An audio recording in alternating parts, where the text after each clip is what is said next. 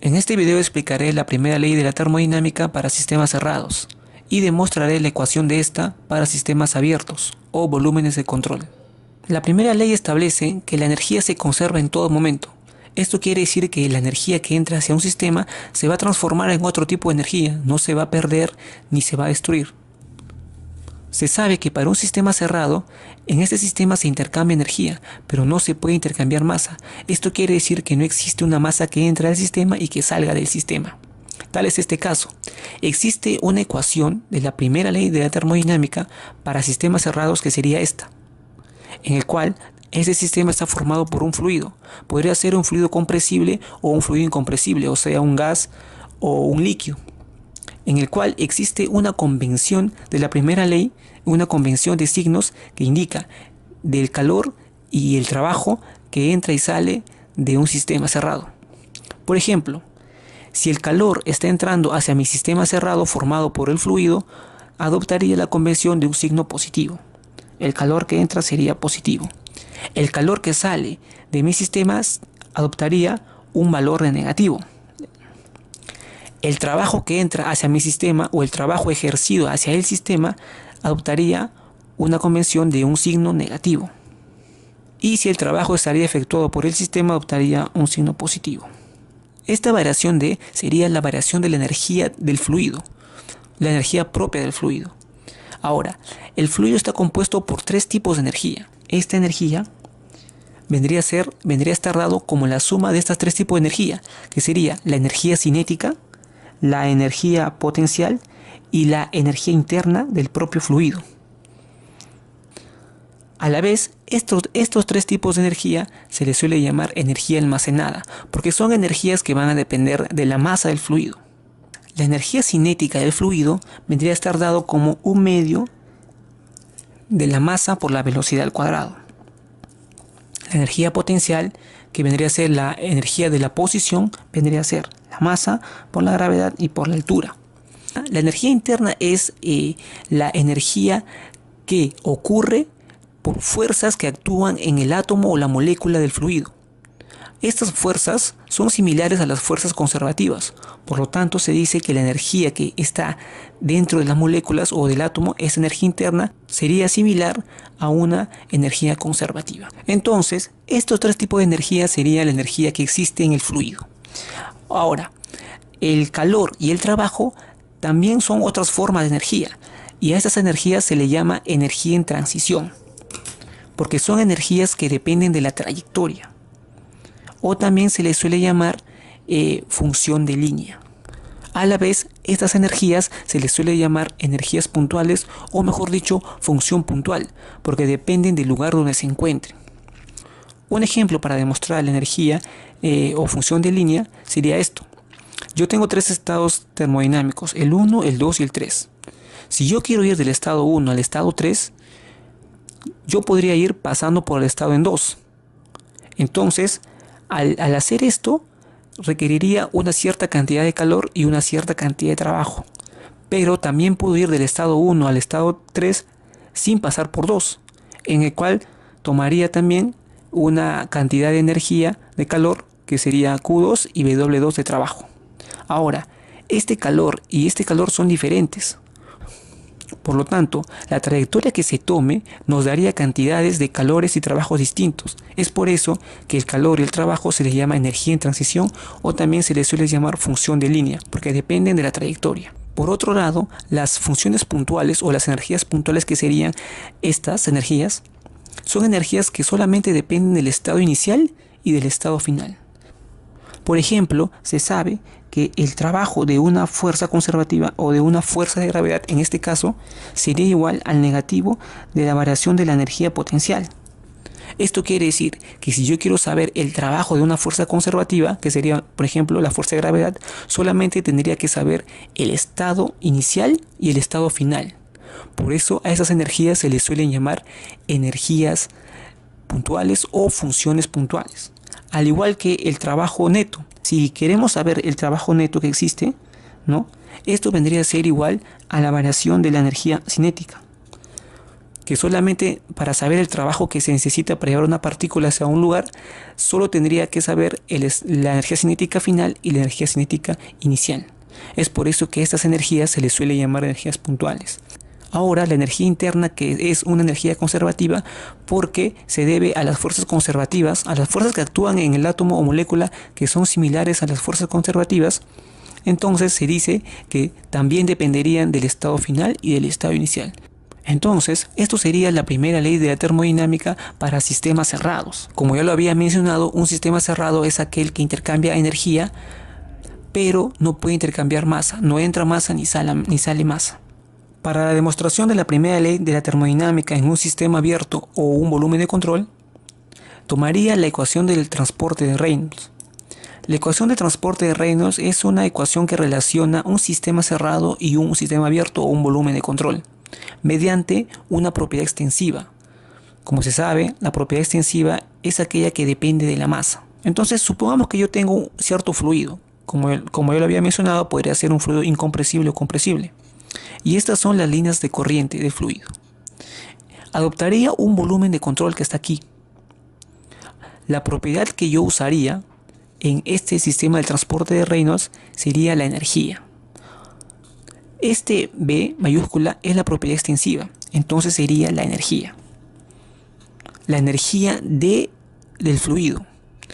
Como este B minúscula es la propiedad extensiva entre la masa, sería una energía específica. Entonces, ¿qué sería? Que lo representaría con la E minúscula. Ahora, esta energía, como ya lo había mencionado, está compuesto de tres energías: la cinética, la potencial y la energía interna.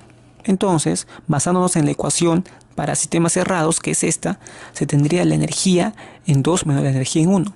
Como la energía del fluido es la energía cinética, es la potencial y la energía interna, que sería la energía interna en 2, o sea, en el final, la posición final, que vendría a estar dado aquí, ¿no? Aquí sería la posición 2 y aquí sería la posición 1, inicial y la final, menos la energía del fluido en 1, que sería la energía cinética, la energía potencial y la energía interna en 1. Ahora, esta ecuación de la primera ley le voy a sacar su derivada respecto del tiempo. ¿Para qué? Para que me dé la derivada del sistema, la derivada respecto del tiempo de la energía del sistema, para poder reemplazar en esta ecuación. Por lo tanto, me saldría de esta forma. Y esta derivada, que sería una derivada total de la energía, porque la energía depende de otras variables, por eso se le pone una derivada total, lo reemplazaría aquí.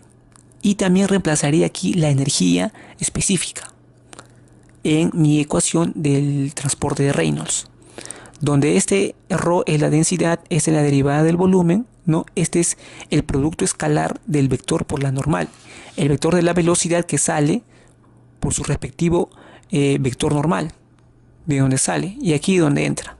Entonces reemplazaría la energía en esta ecuación y esto también aquí. Entonces, reemplazando, me quedaría de esta forma. Reemplazo la derivada de la energía del sistema, ¿no? Esto aquí lo reemplazo y reemplazo el B minúscula por la energía específica, que es la energía, estas tres energías dividido entre la masa. Y serían esto, me saldría esto, por la densidad, la derivada de volumen, más la integral de la superficie de control, 1 medio de la velocidad al cuadrado, más la gravedad de la altura, más la energía interna, por producto escalar de la velocidad por el vector normal de la entrada y la salida o de la superficie de control por la densidad diferencial de área. Ahora, esta ecuación relaciona el sistema cerrado y el volumen de control. Analizaríamos cada término. Este diferencial de Q respecto del tiempo es el flujo de calor que entra y el flujo de calor que sale. Este flujo de calor que entra a mi sistema es igual al flujo de calor que entra al volumen de control. ¿Por qué? Porque en un determinado tiempo este sistema adoptaría la forma o sería igual que el volumen de control. Por lo tanto, este flujo que entra y el flujo que sale sería igual al flujo que entra y el flujo que sale del volumen de control. Ahora, esto sería en un volumen de control fijo. Esto quiere decir que no existe una velocidad relativa. Esta velocidad, que es la velocidad de las líneas de corriente, serían únicas, no estarían en un volumen de control variable, sino un volumen de control fijo. Por eso aquí voy a poner un volumen de control fijo. Ahora, este diferencial de trabajo respecto del tiempo que actúa en el volumen de control, ¿no? Es el trabajo que está actuando en todo este sistema o volumen de control, porque son similares en un tiempo determinado. Este trabajo que actúa sería la suma de otros tres tipos de trabajo.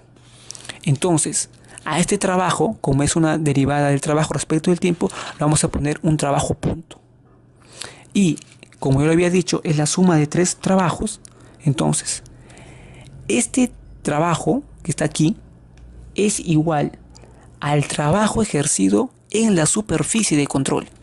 Por lo tanto, en toda esta superficie de control. ¿Correcto? En la superficie del control. Entonces, pondríamos acá el trabajo en la superficie de control, que también se le suele llamar trabajo de flujo. Ahora, otro trabajo que existe es el trabajo de eje. El trabajo de eje es el trabajo que hace el sistema hacia sus exteriores o también en el interior. Podría ser el trabajo de un fluido en una turbina o en un compresor. A esto se le llama el trabajo de eje. Existe otro trabajo, ¿no? O otro flujo, que es un trabajo de todas las fuerzas del cuerpo. Las fuerzas que están actuando dentro del volumen de control. Estamos hablando que existen fuerzas en la superficie de control, que serían trabajo de flujo, fuerza que ejerce el fluido hacia sus exteriores o interiores, y también existirían fuerzas de cuerpo. Las fuerzas de cuerpo son fuerzas externas que están actuando en el fluido. Por ejemplo, podría ser la fuerza magnética, la fuerza eléctrica o la fuerza gravitatoria. Por lo tanto, sería trabajo de esas fuerzas en un volumen de control. Ahora vamos a analizar cada tipo de trabajo y sacar su derivada para poder reemplazar en esta ecuación. Ahora explicaré el trabajo de flujo. El trabajo de flujo es debido a todas las fuerzas que actúan en la superficie de control. Como acá vemos unas líneas de corriente y la superficie de control en que esta línea de corriente tiene una velocidad. Y esta T representa la fuerza que actúa en la superficie de control. Por lo tanto, esta fuerza tiene una unidad de Newton por metro cuadrado. Esa es la unidad de esta fuerza. Ahora, se sabe que la potencia se calcula como la fuerza producto escalar por la velocidad. Entonces, si yo quiero calcular el trabajo de flujo de esta potencia de esta línea de corriente, ¿no? Vendría a estar dado como esta fuerza por unidad de área por la velocidad diferencial de área. Diferencial de área porque acá hay un diferencial de área en esta línea de corriente. Ahora debemos de tomar ciertas consideraciones en la superficie de control. Por ejemplo, debemos de considerar que en la superficie de control no existe fricción.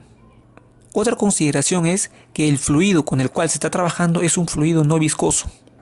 Ahora, como estamos considerando que no hay fricción en la superficie de control, esto quiere decir que esta fuerza por unidad de área va a ser perpendicular a la superficie de control. Esto quiere decir que va a ser paralela al vector normal de la superficie de control. Ahora, esta fuerza que está acá por área es una fuerza que va a depender de un esfuerzo que está actuando en cada línea de la superficie de control. Sería un esfuerzo normal o también considerado tracción. Entonces, para representar esta fuerza que está aquí, se puede representar como un esfuerzo normal o un esfuerzo de tracción por el vector normal. Por el vector normal de la superficie de control. Entonces, para calcular el trabajo de flujo neto que existe en la superficie de control, tendría que tomar la integral, ¿no?, de todo esto. Pero como esta fuerza por unidad de área es igual a esta expresión, lo reemplazaríamos y me quedaría de esta forma. Cuando se habla de un fluido no viscoso o relativamente que tenga viscosidad pequeña, relativamente cercanas a cero, se dice que esta fuerza de tracción, esta normal, en magnitud es igual a la presión termodinámica que actúa en el fluido. Por lo tanto, esta magnitud de este esfuerzo es igual a la presión termodinámica. Entonces, esta presión termodinámica se puede reemplazar aquí y se puede obtener la ecuación más general. Entonces, el trabajo de flujo neto sería igual a la integral de la presión termodinámica por el vector normal por la velocidad diferencial de área. Ahora, esta relación que hemos encontrado del trabajo de flujo también es válida si se considera que el flujo en el volumen de control o el flujo que pasa a través de la superficie de control es un flujo unidimensional. Por lo tanto, tomaríamos otra consideración, un flujo unidimensional. Cuando hablamos de un flujo unidimensional, decimos que las velocidades que están entrando, la velocidad de cada línea de corriente que entra a la superficie de control es la misma. Esto quiere decir que si esta línea de corriente tiene una velocidad V1, la segunda línea también tendrá la misma velocidad, la tercera línea también tendrá la misma velocidad, al igual que en la salida. Las velocidades de cada línea de corriente son iguales, las velocidades de entrada son iguales y las velocidades de salida también son iguales. Entonces aquí sería una velocidad V1 y aquí una velocidad V2. Otra forma de demostrar el trabajo de flujo es si se tuviese el fluido en un émbolo. Por ejemplo, al ejercer una fuerza a este émbolo, esta fuerza se transmite y se ejerce al fluido. Por lo tanto, si se tuviese un diferencial de fuerza en la superficie de control, que sería esta superficie de control, obtendría la presión termodinámica por el diferencial de área. Por lo tanto, sería el diferencial de fuerza que vendría a ser igual a la presión por un diferencial de área. Entonces, para poder calcular la potencia, porque el trabajo de flujo de la potencia tendría que ser la multiplicación, el producto escalar de la fuerza por la velocidad. Entonces, esta fuerza, este diferencial de fuerza, si podría ser un vector, sería el diferencial de fuerza, la presión, que es igual a la presión por el producto escalar de la normal por el diferencial de área. Entonces, al multiplicarlo por la velocidad, me estaría dando de esta forma, ¿no? Diferencial del flujo, que vendría a ser igual a la presión por la normal por la velocidad diferencial de área. Como queremos calcular el trabajo de flujo total, integraríamos y me quedaría de esta forma, que sería similar a esta forma ya antes mencionada. Ya una vez obtenido el trabajo de flujo, que sería esta expresión, podríamos multiplicarlo a esta expresión por la densidad y por el volumen específico. Se sabe que el volumen específico es igual a la inversa de la densidad. Entonces, si se multiplicara el volumen específico por la densidad, sería igual a la unidad. Al multiplicar la unidad a esta expresión no le afectaría en nada. El trabajo de flujo me quedaría así: la presión por el volumen específico por la densidad por la normal velocidad diferencial de área. Como estamos hablando de una superficie de control, esta integral va a ser una integral cerrada en la superficie de control, ¿correcto? Entonces así sería la expresión total del trabajo de flujo, un trabajo que está actuando en la superficie de control. Ahora explicaré el trabajo de eje. El trabajo de eje es un trabajo ejercido hacia las partículas o hacia el fluido, mejor dicho, o ejercido del fluido hacia su exterior. Por lo tanto, podría ser una fuerza hacia una fuerza que ejerce el fluido en la turbina, o podría ser una fuerza del compresor. Por lo tanto, el trabajo de eje también se denomina trabajo de flecha. Ahora explicaré el trabajo de cuerpo. El trabajo de cuerpo son las fuerzas exteriores que actúan en el fluido, en las partículas o moléculas del fluido. Por ejemplo, podría ser la fuerza magnética, la fuerza eléctrica o la fuerza gravitatoria. Y estas fuerzas se representan de esta forma, con una B mayúscula, cuya unidad de esta fuerza vendría a ser Newton por kilogramo. Si se quiere el trabajo por diferencial del tiempo, o el trabajo por unidad de tiempo, vendría a ser la potencia. La potencia de esta fuerza, la fuerza de cuerpo, que vendría a ser así, ¿no? De una partícula vendría a estar dado como el vector de la fuerza, que su unidad es Newton por kilogramo, por la velocidad, por la densidad diferencial de volumen. Entonces, si se quiere el trabajo del cuerpo o la potencia del cuerpo, sería la potencia del volumen de control. Por lo tanto, sería la potencia de un volumen de control, vendría a estar dado como la triple integral del volumen de control por esta fuerza. No, por esto. En esta fuerza vamos a despreciar a las fuerzas eléctricas y a las fuerzas magnéticas y solo vamos a considerar a la fuerza gravitatoria. Entonces, esta potencia generada por las fuerzas gravitatorias van a entrar en nuestra ecuación, pero en nuestra ecuación ya tenemos la gravedad por la altura, ¿no? Que sería la energía específica de la energía potencial gravitatoria, ¿no? Entonces, si vamos a integrar todas las energías específicas de la energía potencial en el volumen de control, ¿correcto? Ya estamos considerando las fuerzas generadas por la gravedad. Es por eso que nuestra fuerza de cuerpo debido a la gravedad no lo vamos a considerar en la ecuación. En esta derivada del trabajo respecto del tiempo solamente vamos a considerar el trabajo de la superficie de control y el trabajo de eje. Ahora, de esta ecuación que ya le hemos calculado, vamos a reemplazar aquí el trabajo de flujo y el trabajo de eje en este diferencial de trabajo respecto del tiempo. Como hemos calculado el trabajo de flujo, que sería esto, y el trabajo de eje, que depende de cada tipo de problema, sería esto, ¿no? El trabajo del eje respecto del tiempo, de trabajo de flujo, y bajaríamos esto, ¿no? Bajaríamos esto. Ahora, el trabajo de flujo adopta esta forma, que es similar a esta forma, ¿no? Que tiene la densidad, la velocidad por la normal diferencial de área, igual acá. Entonces, ese término de la ecuación pasa a sumar aquí y vamos a factorizar este término. Entonces sería esta energía específica más la presión por el volumen específico. Ahora, se sabe que la energía interna más la presión por el volumen específico es igual a la entalpía. Entonces, esa entalpía va a ser reemplazada aquí y nos quedaría de esta forma, correcto, en el cual esta sería la ecuación general, la primera ley de la termodinámica para sistemas abiertos o volúmenes de control. Ahora, si consideramos que el flujo es un flujo permanente, esto quiere decir que las propiedades que entran en el volumen de control no van a variar, correcto. Por lo tanto, esta derivada respecto del tiempo de esa propiedad, que sería la energía, como no varía, se anula. Por lo tanto, si el flujo es permanente o, también dicho, un flujo estacionario, adoptaría esta forma.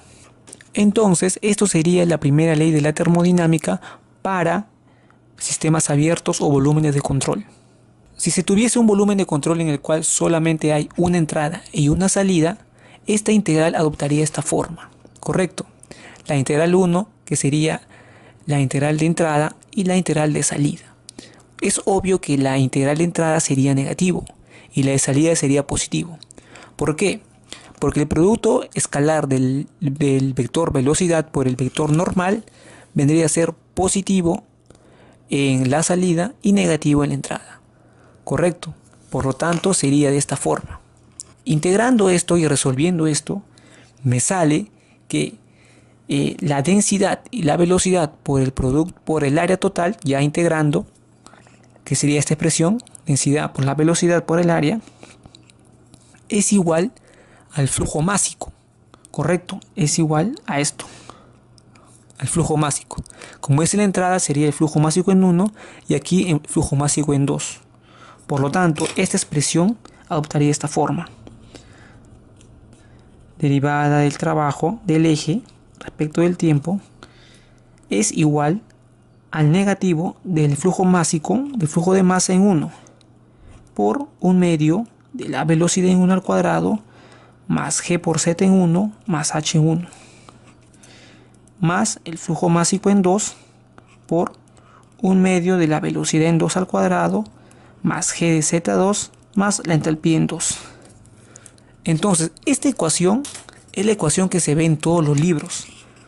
que se ve en todos los libros de termodinámica. Correcto. Ahora, si se tuviese varias entradas y varias salidas, entonces en este caso sería aquí la sumatoria de las entradas por su respectiva velocidad de cada entrada, y aquí la sumatoria del flujo másico en la salida por sus respectivas velocidades y expresiones en salida.